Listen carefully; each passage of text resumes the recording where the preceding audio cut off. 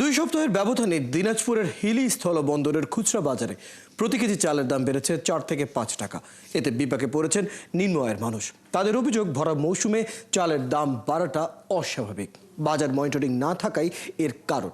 এদিকে মিল মালিকরা ধানের দাম বৃদ্ধির অজুহাতে চালের দাম বাড়িয়েছেন, আর আমদানিকারকরা বলছেন শুল্ক কমলে চাল আমদানি করবেন। সামিউল ইসলাম আরিফের তথ্য ও ছবিতে বিস্তারিত। দিনাজপুরের সীমান্ত উপজেলা হাকিমপুরে এখন বোরো ধানের ভরা মৌসুম।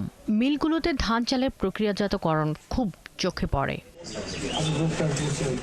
বাজারে নতুন চালের সরবরাহ বাড়লেও দাম বাড়তি। গত এক সপ্তাহে প্রতি কেজি চালের দাম বেড়েছে 4 থেকে 5 টাকা। স্বর্ণা 5 জাতের চাল 52 টাকা থেকে বেড়ে বিক্রি হচ্ছে 56 থেকে 58 টাকায়। মিনিকেট 66 টাকা থেকে বেড়ে বিক্রি হচ্ছে 72 থেকে 74 টাকায়।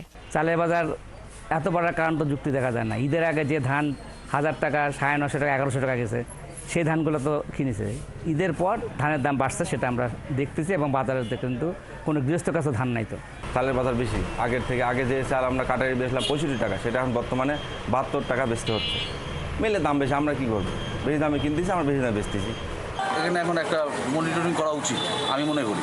আমি ভ্যান চালাই, আমি চাল কিনতে হেলি চাচ্ছি, আজকে দেখি উল্টাপাল্টা বাজার বেশি।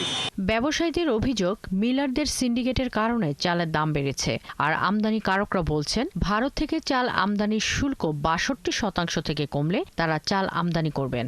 চাউলের যদি আমদানির কোনো গভর্নমেন্ট যদি পারমিশন দেয় নতুন করে, তাহলে আমাদের যদি ইন্ডিয়া থেকে এনে, যদি আমরা তো সাধারণত ইন্ডিয়া থেকে মাল আনি, যদি আনে পড়তা হয় তাহলে আমরা কাজ করব। আর যদি বাংলাদেশের দাম কম থাকে, আমরা চাই চাউলের ব্যাপারটা কমপক্ষে বাংলাদেশের দাম সবসময় কম থাকুক।